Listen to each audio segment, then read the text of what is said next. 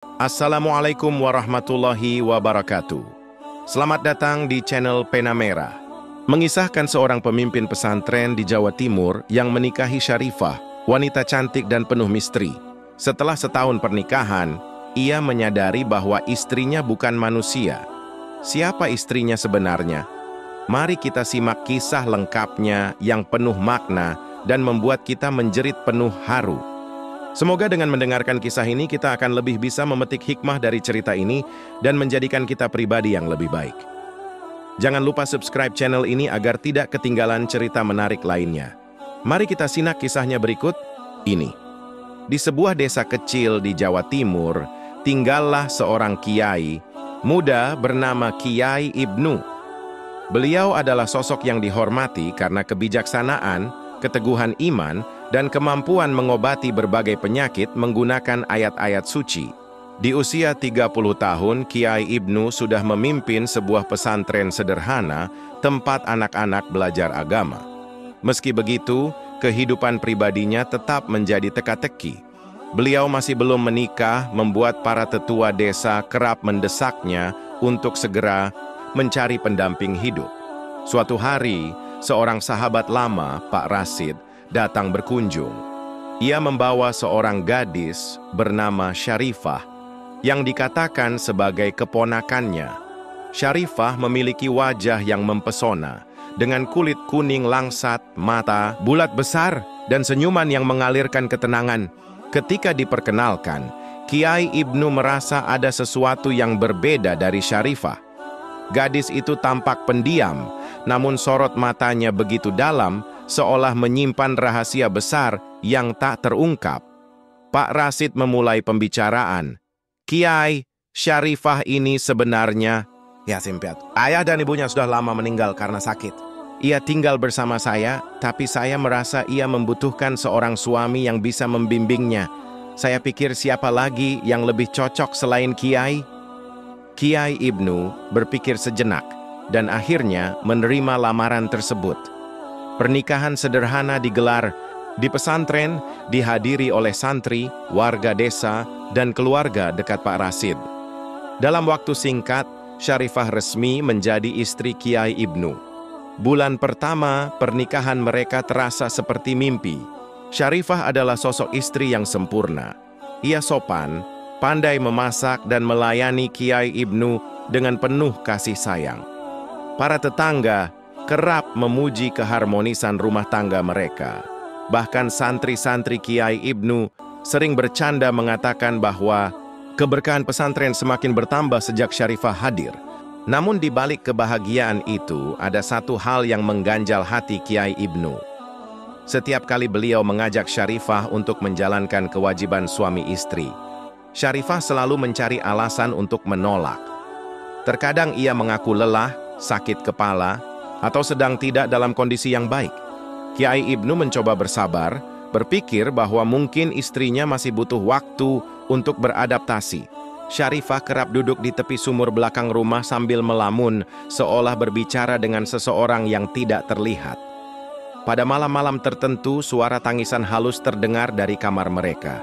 Meskipun ketika Kiai Ibnu bertanya, Syarifah hanya menjawab dengan senyuman kecil dan mengatakan bahwa ia merindukan almarhum orang tuanya. Di lain sisi, ada hal yang lebih mengejutkan. Beberapa warga desa mulai melapor kepada Kiai Ibnu bahwa mereka melihat bayangan perempuan berjalan di hutan dekat pesantren pada tengah malam. Bayangan itu menyerupai Syarifah. Tetapi ketika ditanya, Syarifah selalu mengaku tidak pernah keluar rumah. Suatu hari, seorang ketua desa, Pak Karim, memberanikan diri berbicara kepada Kiai Ibnu. Kiai, maaf jika saya lancang, tapi ada sesuatu yang ingin saya sampaikan. Saya merasa ada aura yang tidak biasa dari istri sampeyan. Saya tidak ingin menuduh, tapi apakah Kiai pernah merasa ada yang janggal? Awalnya, Kiai Ibnu menolak menganggap serius ucapan Pak Karim. Tetapi semakin lama, hatinya mulai terusik. Ia mulai memperhatikan detail kecil yang selama ini diabaikan, seperti bagaimana Syarifah selalu menghindari tempat-tempat yang dianggap keramat, atau bagaimana ia tampak gelisah setiap kali mendengar ayat-ayat tertentu dilantunkan. Sebulan kemudian, Kiai Ibnu memutuskan untuk memperbanyak doa dan mendalami kitab kuning untuk mencari petunjuk. Ia juga mulai melakukan pengamatan terhadap perilaku Syarifah tanpa sepengetahuannya. Malam-malam panjang dilalui dengan kecemasan, dan meskipun Syarifah mengatakan tidak ada yang aneh, Kiai Ibnu merasa ada sesuatu yang disembunyikan. Setelah kejadian di dapur malam itu, Kiai Ibnu mulai mengambil langkah lebih serius untuk mengungkap misteri di balik perilaku aneh Syarifah. Ia merasa bahwa rahasia yang disimpan istrinya tidak bisa dibiarkan lebih lama. Di tengah kebimbangannya, beliau memutuskan untuk meminta bantuan dari Pak Karim, ketua desa yang terkenal bijaksana, dan memiliki pengetahuan luas tentang hal-hal gaib. Pada suatu malam, Kiai Ibnu mengundang Pak Karim ke pesantrennya. Mereka berbicara di ruang belakang agar tidak terdengar oleh siapapun, terutama Syarifah. Dengan nada serius, Kiai Ibnu menceritakan semua kejanggalan yang ia rasakan sejak awal pernikahan. "Saya berprasangka buruk terhadap istri saya," ujar Kiai Ibnu, dan Pak Karim dengan suara tegas berkata, "Apakah Kiai bersedia menjalani ritual pengungkapan? Kita akan menggunakan doa-doa khusus untuk memohon petunjuk dari Allah. Jika ada sesuatu yang disembunyikan oleh istri sampeyan, insya Allah kita akan mengetahuinya." Meskipun ragu, Kiai Ibnu setuju. Pak Karim meminta waktu 3 hari untuk mempersiapkan segala sesuatunya. Selama waktu itu, Kiai Ibnu diminta untuk tetap menjalani rutinitas seperti biasa agar tidak menimbulkan kecurigaan dari Syarifah. Malam ritual akhirnya tiba. Pak Karim membawa beberapa benda, termasuk kitab suci, segelas air zam-zam, dan kemenyan yang akan digunakan dalam proses doa. Ritual dilakukan di sebuah kamar kosong di pesantren, jauh dari jangkauan siapapun. Pak Karim memulai dengan membaca doa-doa khusus, memohon perlindungan kepada Allah dari segala gangguan makhluk halus. Setelah itu, ia meminta Kiai Ibnu untuk membawa sehelai pakaian yang pernah dikenakan Syarifah untuk dijadikan media ritual. Saat doa terus dilantunkan, tiba-tiba angin kencang bertiup dari arah jendela. Meskipun malam itu cuaca sangat tenang, lampu di kamar bergetar dan suara aneh seperti gemerisik dedaunan terdengar dari sudut ruangan. Pak Karim tidak menghentikan doanya, tetapi justru melantunkan ayat-ayat suci dengan suara lebih lantang.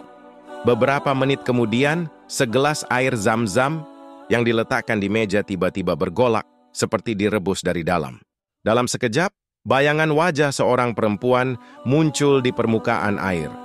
Wajah itu menyerupai Syarifah, tetapi matanya memancarkan kilatan merah menyala. "Istri sampeyan bukan manusia biasa," ujar Pak Karim dengan suara tegas. "Ia adalah jin yang menyamar menjadi manusia. Namun kita belum tahu apakah niatnya baik atau buruk." Setelah ritual selesai, Kiai Ibnu merasa hatinya campur aduk.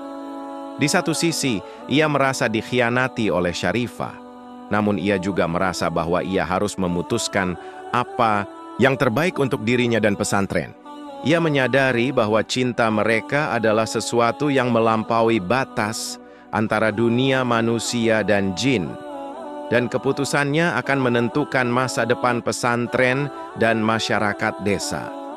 Setelah perpisahan yang penuh haru, kehidupan di pesantren Kiai Ibnu berjalan dengan tenang, namun bayang-bayang Syarifah tetap menghiasi setiap malamnya. Meskipun ia berusaha untuk fokus pada tugas-tugasnya sebagai pemimpin pesantren, rasa kehilangan itu tak bisa disembunyikan. Setiap kali Kiai Ibnu berdoa atau merenung di malam hari, nama Syarifah selalu terlintas dalam pikirannya. Ia masih memikirkan, apakah benar cinta mereka harus berakhir begitu saja, meskipun keduanya berasal dari dunia yang berbeda? Namun Kiai Ibnu tahu bahwa perpisahan itu adalah keputusan yang terbaik, tidak hanya untuk dirinya, tetapi juga untuk Syarifah. Ia menyadari bahwa meskipun Syarifah tampak seperti wanita manusia biasa, sebenarnya ia adalah jin yang menyamar dan hidup bersama manusia bukanlah tempatnya. Ada sesuatu yang lebih besar, lebih kuat, yang mengikat mereka, tetapi juga mengancam keselamatan dunia mereka. Beberapa bulan setelah ritual pemisahan itu, sebuah kejadian aneh terjadi di pesantren. Kiai Ibnu merasa ada sesuatu yang tidak biasa, seperti sebuah energi yang kembali menyelimuti pesantren. Pada suatu malam, ia terbangun dengan rasa cemas yang menggelayuti hatinya. Ia merasa bahwa ada sesuatu yang mengawasi dirinya dari jauh. Ketika ia keluar dari kamar, ia melihat sesuatu yang sangat familiar. Bayangan yang sangat mirip dengan Syarifah. Namun kali ini bayangan itu tidak muncul dengan wajah yang damai dan tenang, melainkan dengan ekspresi yang penuh kegelisahan. Kiai Ibnu memutuskan untuk menemui Pak Karim, yang kini menjadi sahabatnya dalam menjaga keseimbangan spiritual pesantren. Pak Karim mendengarkan cerita Kiai Ibnu dengan cermat.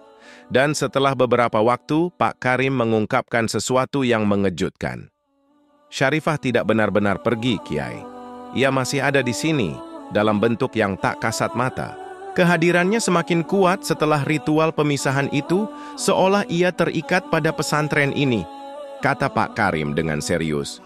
Kiai Ibnu terkejut mendengar penjelasan tersebut. Ia berpikir, apakah Syarifah masih terperangkap di dunia manusia karena ikatan batin yang kuat dengan dirinya? Ataukah ada kekuatan lain yang menahan roh Syarifah agar tidak kembali ke dunia asalnya? Pak Karim melanjutkan, ada kemungkinan bahwa Syarifah sedang berjuang untuk membebaskan dirinya dari dunia jin. Mungkin ia merasa terikat denganmu, dan mungkin juga ia ingin kembali, namun ada kekuatan yang tidak ingin membiarkannya pergi. Kiai Ibnu merasa pusing. Ia telah mencoba untuk melepaskan Syarifah demi kebaikan mereka berdua, tetapi sekarang ia dihadapkan pada kenyataan bahwa Syarifah masih ada di dekatnya, dalam bentuk yang tak tampak. Keputusan itu kembali datang ke Kiai Ibnu. Apakah ia harus mencari cara untuk membebaskan Syarifah dari ikatan ini?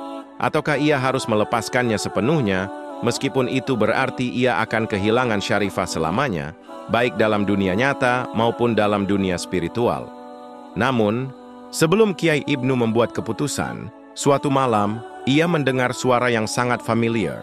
Suara itu adalah suara Syarifah.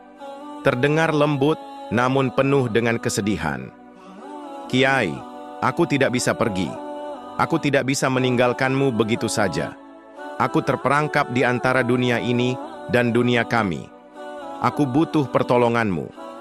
Kiai Ibnu segera menuju tempat suara itu datang.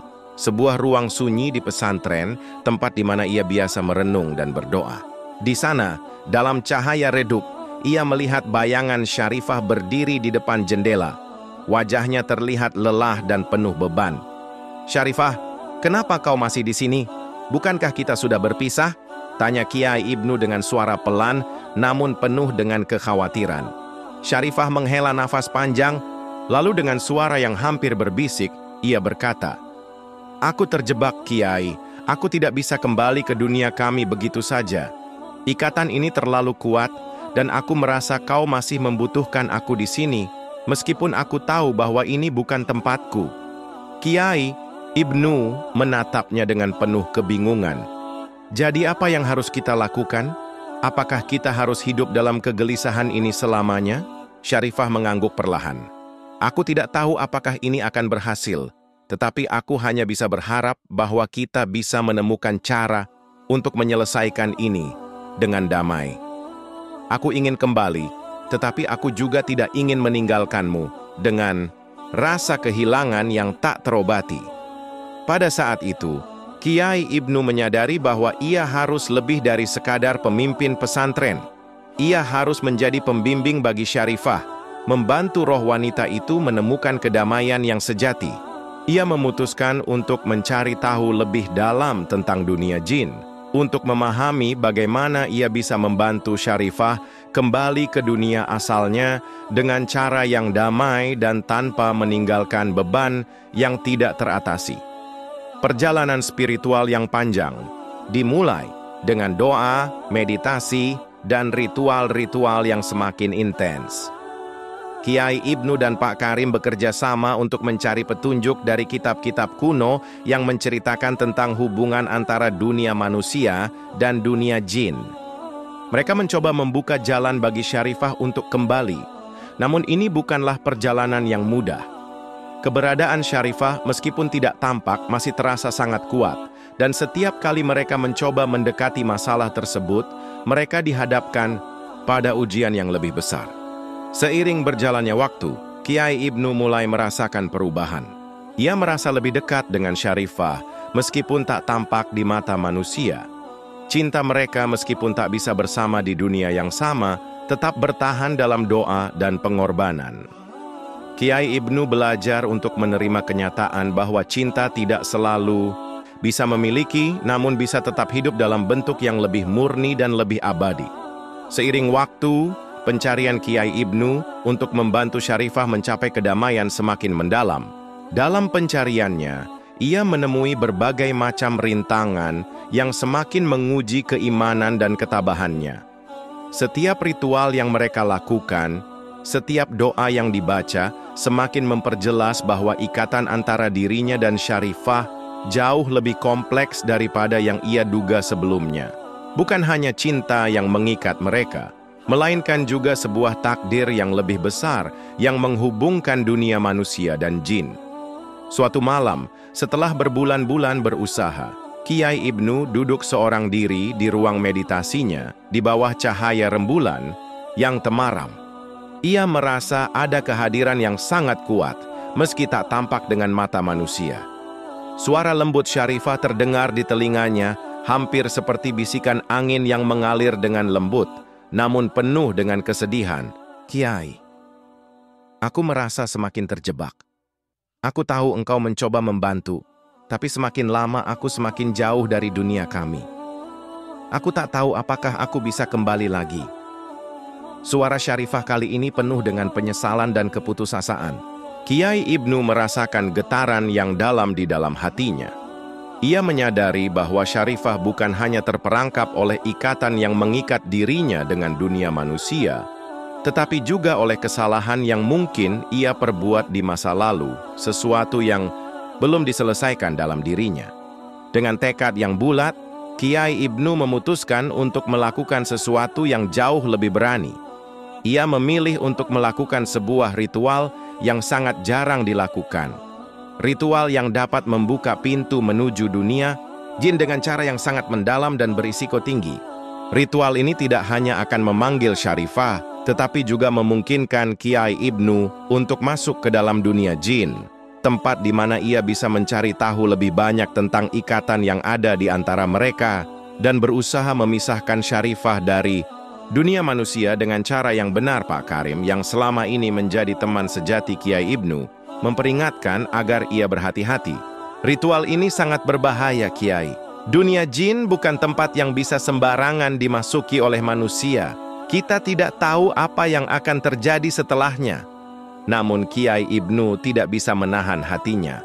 Ia merasa bahwa hanya dengan cara inilah ia bisa membantu Syarifah. "Aku harus mencoba, Pak Karim. Aku tidak bisa membiarkan Syarifah terjebak selamanya. Kita tidak tahu apa yang sebenarnya menghalanginya untuk kembali. Dan aku harus menemui dunia yang berbeda ini untuk mencari jawabannya." Pada malam yang penuh dengan keheningan itu, Kiai Ibnu memulai ritual dengan mempersiapkan segala sesuatu dengan hati-hati. Lilin-lilin dengan cahaya redup menyinari ruang tersebut, sementara aroma dupa yang harum memenuhi udara. Kitab-kitab kuno yang penuh dengan rahasia ditata di meja, dan Kiai Ibnu mulai membacakan doa-doa yang sudah lama terkubur dalam tradisi pesantren mereka. Dengan setiap kata yang terucap, suasana di sekitarnya menjadi semakin berat, dan Kiai Ibnu merasakan energi spiritual yang kuat mulai mengalir di dalam dirinya. Tiba-tiba, dunia di sekitar Kiai Ibnu mulai berguncang. Ruang tempat ia berada terasa berputar, dan Kiai Ibnu merasa tubuhnya terangkat. Suatu cahaya terang menyilaukan matanya, dan dalam sekejap ia mendapati dirinya berada di tempat yang asing. Sebuah dunia yang jauh berbeda dengan dunia manusia. Dunia itu tampak gelap dan kabur, seperti berada di dalam kabut tebal yang tak dapat ditembus. Namun, meskipun tidak tampak jelas, Kiai Ibnu bisa merasakan keberadaan Syarifah di sana, di suatu tempat yang sangat jauh, namun terhubung dengan dirinya. Dengan tekad yang kuat, ia melangkah maju, meskipun dirinya tidak tahu apa yang akan ia temui. Dalam perjalanan yang penuh dengan ketidakpastian itu, Kiai Ibnu bertemu dengan berbagai makhluk dari dunia jin. Makhluk-makhluk yang tampak menyeramkan, namun tidak semua berniat jahat. Mereka memandang Kiai Ibnu dengan rasa ingin tahu, namun sebagian besar menghindar darinya. Kiai Ibnu merasa bahwa dirinya bukanlah orang yang diterima dengan mudah di dunia mereka. Namun hatinya tidak gentar. Ia tahu ia harus menemukan Syarifah dan mencari cara untuk membebaskannya. Akhirnya setelah melalui berbagai ujian dan rintangan, Kiai Ibnu menemukan Syarifah. Namun keadaan Syarifah sangat berbeda dari yang ia ingat. Wajahnya tampak lebih tua, matanya penuh dengan kelelahan, dan tubuhnya hampir tak tampak seperti manusia lagi. Ia terperangkap di sebuah dimensi yang tak bisa dilihat oleh manusia, di mana waktu dan ruang tidak berjalan seperti seharusnya. "Syarifah," panggil Kiai Ibnu dengan suara yang lembut. Syarifah menoleh, dan seketika wajahnya berubah, mencerminkan rasa haru dan kelegaan yang mendalam. "Kiai, aku merasa terperangkap begitu lama. Aku tidak tahu apakah aku bisa kembali." Kiai Ibnu mendekat dengan hati penuh kasih. "Syarifah, aku datang untuk membebaskanmu. Aku tahu bahwa kita tidak bisa bersama di dunia manusia, tetapi aku tidak akan membiarkanmu terjebak selamanya di sini. Kita akan menemukan jalan keluar bersama." Namun Syarifah menggelengkan kepala. "Kiai, aku tidak tahu apakah aku layak untuk bebas. Aku telah melukai banyak orang, termasuk dirimu. Aku merasa bahwa aku harus membayar harga yang sangat mahal untuk semua itu." Kiai Ibnu menatapnya dalam-dalam dengan mata yang penuh pengertian. "Tidak ada yang sempurna, Syarifah. Kita semua memiliki kesalahan dan kita semua berhak mendapatkan kesempatan kedua. Jika aku bisa membantumu, aku akan melakukannya. Kita akan menghadapi apapun bersama dan aku tidak akan meninggalkanmu." Di saat itu, sebuah cahaya terang muncul dan perlahan-lahan dunia jin di sekitar mereka mulai berubah. Kiai Ibnu tahu bahwa saat ini adalah momen yang menentukan.